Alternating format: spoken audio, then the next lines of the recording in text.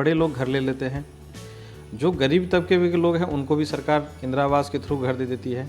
Middle class life में struggle करके बच्चों को पढ़ा लिखा के शादी करने के बाद जो पैसा बचता है लाइफ के अंतिम पड़ाव में वो घर ले लेते हैं। लेकिन जिनकी आबादी अपने प्रदेश में सबसे ज़्यादा है वो है लोअर मिडिल क्लास की, वो घर नहीं ले पा रहे हैं। क्या होता है कि सरकार ज़मीन देती है, अब बिल्डर अपना निवेश करता है, दोनों का एक शेयरिंग होता है कि आपका इतना पोर्शन है, आपका इतना पोर्शन होगा। हम चाहेंगे कि इंडिविजुअल हाउस बना के सरकार चाहेगी हर व्यक्ति को घर दे, नहीं होगा। इसमें बिल्डर को निवेश करेंगे और सरकार ज़मीन देगी, सरकार को कोई इन्वेस्ट भी नहीं करना है। और यदि हम हाई राइज बिल्डिंग बनाते हैं 7 तल्ला 10 तल्ला जो बायलॉज कहता है उसके हिसाब से, तो नंबर ऑफ़ फ्लैट्स ज़्यादा बनेंगे और लैंड कम देना पड़ेगा सरकार को, और सरकार के पास एक बहुत बड़ा रेवेन्यू जनरेट होगा। अपना घर हर किसी का सपना होता है, लेकिन ये सपना पूरा करने में ज़िंदगी निकल जाती है। एक आम आदमी या यूं कह ले एक मिडिल क्लास आदमी जब अपने जीवन के उस दौर में पहुंचता है जिस दौर में तमाम संघर्षों के बाद उसके पास बुढ़ापे की उम्र होती है, तो वो शायद एक घर का सपना पूरा कर पाता है। और लोअर मिडिल क्लास जो मध्यम में निम्न वर्ग है उसके लिए तो ये सपना पूरा करना भी शायद मुश्किल हो जाता है। गरीब आदमी को सरकारी योजनाओं का लाभ मिल पाता है और जो संपन्न हैं उनके लिए आशियाने को पूरा कर पाना कोई बड़ा काम भी नहीं। लेकिन इन दिनों सोशल मीडिया, डिजिटल मीडिया और तमाम प्लेटफॉर्म पे एक ऐसे मॉडल की चर्चा हो रही है जिस मॉडल के जरिए सरकार प्राइवेट सेक्टर के साथ यानी निजी क्षेत्र के साथ जुड़ करके आम लोगों को छत मुहैया करा सकती है। ये मॉडल क्या है, इस पर चर्चा करने के लिए हमारे साथ सीमांचल इंफ्राटेक प्राइवेट लिमिटेड के सीएमडी संजीव मिश्रा जी हैं।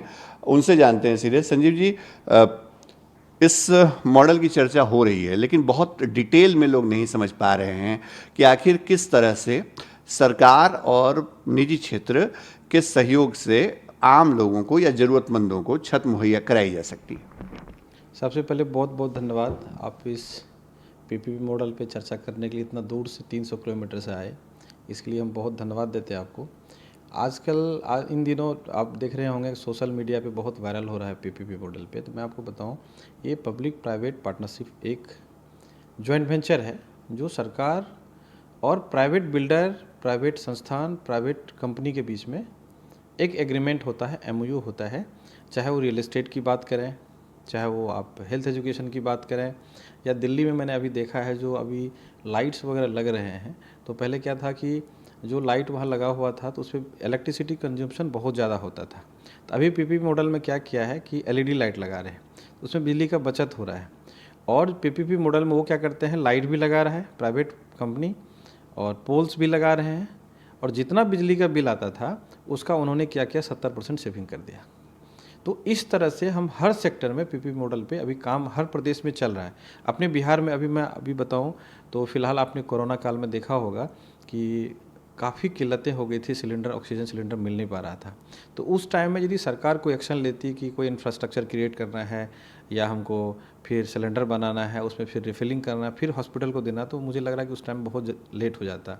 तो सरकार ने इमीडिएट एक्शन लेकर के पीपीपी मॉडल पे किसी प्राइवेट संस्था के साथ काम करके मिल करके और लोगों को सिलेंडर पहुंचाया, और जितनी ज़रूरत थी बाद में तो ऐसा हो गया कि फिर जितना ज़रूरत था उससे ज़्यादा प्रोडक्शन हो गया। तो ये बहुत ज्वलंत उदाहरण है पीपीपी मॉडल का। और यदि पीपीपी मॉडल पे सरकार इस तरह से हर सेक्टर में काम करेगी तो बहुत अच्छा रहेगा। रह गया रियल एस्टेट के बारे में, आपने जो बताया बिल्कुल ठीक बताया है कि बड़े लोग घर ले लेते हैं। जो गरीब तबके के लोग हैं उनको भी सरकार इंदिरा आवास के थ्रू घर दे देती है। मिडिल क्लास लाइफ में स्ट्रगल करके बच्चों को पढ़ा लिखा के शादी करने के बाद जो पैसा बचता है लाइफ के अंतिम पड़ाव में वो घर ले लेते हैं। लेकिन जिनकी आबादी अपने प्रदेश में सबसे ज़्यादा है वो है लोअर मिडिल क्लास की, वो घर नहीं ले पा रहे हैं। तो मोदी जी का मिशन है, गवर्नमेंट चाहती है, स्टेट गवर्नमेंट भी चाहती है कि हर व्यक्ति को घर हो, जिसके लिए उन्होंने एक शुरुआत की है। गवर्नमेंट को मैं धन्यवाद दूंगा। प्रधानमंत्री आवास विकास योजना के तहत लोगों को हमारे यहाँ फ़ायदा मिल रहा है, क्योंकि अब 15% मैंडेटरी कर दिया हम लोगों को। जैसे हम लोग बिल्डर हैं, बतौर बिल्डर काम कर रहे हैं, तो सरकार ने एक प्रावधान रखा है कि आप जो भी इन्वेंट्री बना रहे हैं मिनिमम 15% आपको अफोर्डेबल हाउस बनाना पड़ेगा, ये मैंडेटरी है। और हम लोग बनाते हैं। उसमें सरकार क्या करती है, प्रधानमंत्री आवास विकास योजना के तहत आपको इंटरेस्ट में सब्सिडी देती है, उसका लाभ मिल रहा है लाभुक को। लेकिन इतना से नहीं होगा, सरकार को प्राइवेट सेक्टर के साथ जैसे अन्य प्रदेश में काम हो रहा है, यदि उस पीपीपी मॉडल पे काम करे तो मुझे लग रहा है कि जो भी नीडी है, जो ज़रूरतमंद है, जिनको छत की बहुत ज़्यादा ज़रूरत है, उनको घर मिल सकता है। जो ये मॉडल है उसका ब्लूप्रिंट कैसे तैयार हो सकता है? क्योंकि ये बात थोड़ी सी समझ में नहीं आएगी आम लोगों को, मुझे भी थोड़ी समझने में परेशानी है कि सरकार आखिर निजी सेक्टर के साथ क्यों करार करेगी, इससे फ़ायदा क्या होगा? मैं आपको सिंपल शब्दों में बताऊं तो सरकार के पास हर ज़िले में 38 ज़िला है, 38 ज़िला में कोसी कॉलोनी पहले था, हाउसिंग सोसाइटी थी, तो उसका ज़मीन पड़ा हुआ है। और भी इस तरह के बहुत ऐसे लैंड है कि हर ज़िला में उपलब्ध है, और सरकार का मिशन भी है कि हमको हर ज़िला में कुछ सरकारी बिल्डिंग बना करके लोगों को देना है। तो उसके लिए रेवेन्यू नहीं है या और कोई दिक्कतें हैं या लैंड की समस्या आ रही है, तो उसमें सरल भाषा में बात करें तो सरकार ज़मीन देगी। अब बिल्डर के साथ जॉइंट वेंचर करके, जैसे हम प्राइवेट लैंड ओनर के साथ जॉइंट वेंचर करते हैं, तो जैसे इसका डीडीए की बात करें या हुडको की बात करें या अन्य प्रदेश में क्या होता है कि सरकार ज़मीन देती है, अब बिल्डर अपना निवेश करता है, दोनों का एक शेयरिंग होता है कि आपका इतना पोर्शन है, आपका इतना पोर्शन है। जैसे बिल्डर, सपोज मैं एक एग्जांपल दूं कि जैसे हम पूर्णिया में बैठे हैं, तो उन्होंने मुझे 1 लाख स्क्वायर फीट लैंड दिया कि ठीक है, आप 1 लाख स्क्वायर फीट पे आपका आधा 50% है और गवर्नमेंट का 50% होगा, तो उस पर हम 2.5 लाख 3 लाख स्क्वायर फीट तक कंस्ट्रक्शन कर सकते हैं। तो 3 लाख स्क्वायर फीट में क्या करेंगे, 1.5 लाख स्क्वायर फीट बिल्डर का रह जाएगा, और 1.5 लाख स्क्वायर फीट में जो गवर्नमेंट का गाइडलाइन होगा, उनका जो ब्लूप्रिंट होगा, उनका जो नक्शा होगा, उनके हिसाब से हम गवर्नमेंट को बिल्डिंग बना के दे देंगे। और वो क्या करेगी, उस बिल्डिंग को पब्लिक में अलॉटमेंट करेगी और उसको आसान किस्तों में पब्लिक को घर मिल जाएगा और सरकार के पास एक बहुत बड़ा रेवेन्यू जनरेट होगा। सुनने में ये बात जो है वो बड़ी अच्छी लगती है संजीव जी, लेकिन सवाल वहीं आ जाता है कि इसको एग्जीक्यूट कैसे किया जाए। आपने कहा दूसरे राज्यों में ये चीज़ें हो रही हैं, बिहार में क्या इसकी अभी केवल चर्चा हो रही है?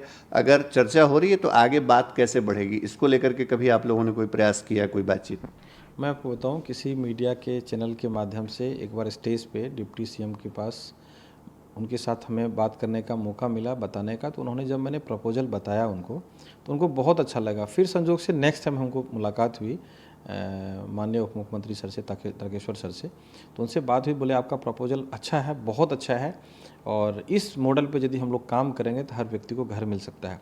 उनको बहुत अच्छा लगा और उन्होंने ये आश्वासन दिया है कि हम बोर्ड में बात करेंगे, अपनी चीज़ों को रखेंगे और बहुत जल्द, अभी मैं 1 हफ्ता पहले भी फिर उनसे मिला था, मैं कई बार मिल चुका हूँ, तो वो बोले कि नहीं, इस पर हम लोग काम करेंगे, थोड़ा सा हमको वक्त दीजिए, हम लोग काम करेंगे। बिहार में ज़मीन की समस्या जो है वो सरकारी योजनाओं और प्रोजेक्ट के लिए हमने देखा है, ज़मीन अधिग्रहण एक बड़ी समस्या है। वैसे दौर में अगर रियल एस्टेट सेक्टर के लिए या लोगों को घर या छत मुहैया कराने के लिए इस तरह का करार होता है, तो इसमें किन बातों की अड़चनें भी आ सकती हैं? क्योंकि हर प्रोजेक्ट, हर परियोजना या हर मॉडल या ब्लूप्रिंट के अंदर ऐसी चीज़ें भी सामने आती हैं। देखिए, मैं बताऊं सबसे पहले कि इस तरह का लैंड, अब जैसे बड़ा प्रोजेक्ट लगाएं तो बड़े लैंड की आवश्यकता होगी, यहाँ बड़ा लैंड नहीं चाहिए। हर शहर में ऑलरेडी लैंड है सरकार के पास। जैसे यहाँ बात करें, हाउसिंग सोसाइटी की ज़मीन है, कोसी कॉलोनी की ज़मीन है, और उस पर हाई राइज बिल्डिंग बनाए तभी संभव होगा। हम चाहेंगे कि इंडिविजुअल हाउस बना के सरकार चाहेगी हर व्यक्ति को घर दे, नहीं होगा। इसमें बिल्डर को निवेश करेंगे और सरकार ज़मीन देगी, सरकार को कोई इन्वेस्ट भी नहीं करना है। और यदि हम हाई राइज बिल्डिंग बनाते हैं 7 तल्ला 10 तल्ला, जो बायलॉज कहता है उसके हिसाब से, तो नंबर ऑफ़ फ्लैट्स ज़्यादा बनेंगे और लैंड कम देना पड़ेगा सरकार को, और सरकार के पास एक बहुत बड़ा रेवेन्यू जनरेट होगा। जो रियल एस्टेट सेक्टर में काम करने वाले लोग हैं, आप भी उसी सेक्टर से जुड़े हैं, अमूमन उनका जो फोकस होता है वो अपने आमदनी पे ज़्यादा होता है, ये कहा जाता है। तो ऐसी स्थिति में इंटरेस्ट कितने लोग ले पाएंगे, ये भी एक बड़ा सवाल है ना, कि जो पीपीपी मॉडल है उसमें जाहिर तौर पे मुनाफा जो है वो थोड़ा कम होगा रियल एस्टेट सेक्टर के लिए। तो इसके लिए तो आगे आने के लिए भी थोड़ा माहौल बनाना पड़ेगा, चीज़ें पॉजिटिव करनी पड़ेंगी। ये बहुत बारीकी की बात आपने बताया, लेकिन मैं बताऊं इसमें नो डाउट कि इसमें कोई बिल्डर मोनोपोली नहीं कर पाएगा, बहुत ज़्यादा मार्जिन नहीं कमा पाएगा, लेकिन कहीं न कहीं ये हमारे प्रदेश के हित में है, जिला के हित में और समाज के हित में है, और प्रॉफिट होगा, ऐसा नहीं कि नहीं होगा, लेकिन उसमें बिल्डर का मोनोपोली नहीं होगा, क्योंकि बायलॉज सरकार का होगा, सरकार एक्वायर करके देगी, उनका अपना सिस्टम होगा जिसके तहत, और सरकार सबसे पहले अलॉटमेंट करेगी। तो पहले प्रॉपर्टी सरकार अलॉटमेंट करेगी, जब बचेगा, जब उनका सारा अलॉटमेंट हो जाएगा, फिर बिल्डर बेचेगा। तो इसमें निवेश लगता है प्रॉफिट की संभावनाएं कम होगी, लेकिन एक अच्छा मैसेज जाएगा और गवर्नमेंट के साथ यदि बिल्डर कोई काम करता तो उसको एक गवर्नमेंट की तरफ से अच्छा क्रेडिट मिलेगा। इस जो परिकल्पना है पीपीपी मॉडल में आम लोगों को छत मुहैया कराने की, इसको आगे कैसे इंसीट किया जा सकता है, कैसे इन चीज़ों को धरातल पर उतारा जा सकता है? आपके दिमाग में ऐसी कौन सी बात है संजीव जी? देखिए, हम लोगों ने मिल करके प्रपोजल दिया है, सरकार को अच्छा लगता है तो सरकार हम लोग को बुलाएंगे, हम लोग जाएंगे और अपना प्रपोजल रिटर्न में देंगे। यदि उनको अच्छा लगेगा फिर वो लोग अपना बोर्ड में मीटिंग में बात को रखेंगे कि कितना परसेंटेज पे करेंगे, हमारा काम करने का तरीका क्या होगा और कितना लैंड देंगे और कितना स्क्वायर फीट बनेगा। ये सारी चीज़ें जब उनको रिटर्न में दे देंगे, उनको अच्छा लगेगा तो हम लोग के साथ MOU होगा, एग्रीमेंट होगा, फिर नक्शा तैयार होगा, फिर शेयर डिस्ट्रीब्यूशन होगा, उस पर फिर काम होगा। आपको ये लगता है कि अगर ये परियोजना या इस तरह के प्रोजेक्ट पर अगर काम करना है और अगर अभी बातचीत आगे चूँकि नहीं बढ़ पाई है, तो कम से कम पायलट प्रोजेक्ट कुछ जगहों पे शुरू किया जाए ताकि इसको सरकार भी एक्सपीरियंस इसका ले ले और प्राइवेट सेक्टर के जो लोग हैं वो उनको भी अनुभव हो जाए कि कैसा ये मॉडल आगे बढ़ सकता है? देखिए, मैं बताऊं आपको, बहुत सिंपल चीज़ है, ये कोई नया चीज़ नहीं है, ये चीज़ चल रहा है। बहुत नया होता तो उसमें एक्सपेरिमेंट करने की ज़रूरत है। हाँ, सरकार चाहे तो आप ठीक बताएं कि 4 जिला 5 जिला में काम करके देखें, उनको अच्छा लगेगा तो काम को कंटिन्यू करेंगे, लेकिन इसमें गवर्नमेंट की तरफ से कोई रिस्क नहीं है। जो भी रिस्क है बिल्डर का रिस्क है, कहीं गवर्नमेंट का कोई रिस्क नहीं है और नया कुछ है भी नहीं। ये सिंपल सी बात है कि आप लैंड दे रहे हैं, सरकार लैंड दे रही है, बिल्डर अपना निवेश कर रहा है। सरकार मान लीजिए एक वर्स्ट केस की बात करें, बिल्डर नहीं बना पाया तो गवर्नमेंट को तो कोई लॉस है नहीं, क्योंकि इसमें ज्वाइंट वेंचर में तब मालिकाना हक होगा 50% या जो भी परसेंट तय होगा बिल्डर का, जब वो हैंडओवर सरकार को कर देती है। जब तक हैंडओवर सरकार को नहीं करेगी तब तक बिल्डर का उस पर कोई राइट नहीं होता है। संजीव जी, आपने इस मॉडल के ऊपर बड़ी बारीकी से सब तमाम बातों को रखा है, इसके बहुत बहुत शुक्रिया आपका फर्स्ट बिहार से। जी, बहुत बहुत धन्यवाद। संजीव मिश्रा जो सीधे तौर पे बता रहे थे हमको कि दरअसल ये पीपीपी मॉडल क्या हो सकता है जिसके जरिए न केवल प्रधानमंत्री नरेंद्र मोदी का वो सपना पूरा हो सकता है जो संकल्प उन्होंने लिया था कि वो हर परिवार को छत देना चाहते हैं।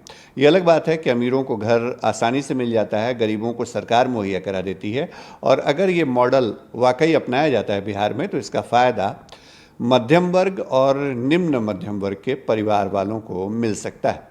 सहयोगी कैमरा पर्सन शेखर घोष के साथ शशिभूषण, फर्स्ट बिहार झारखंड, पूर्णिया।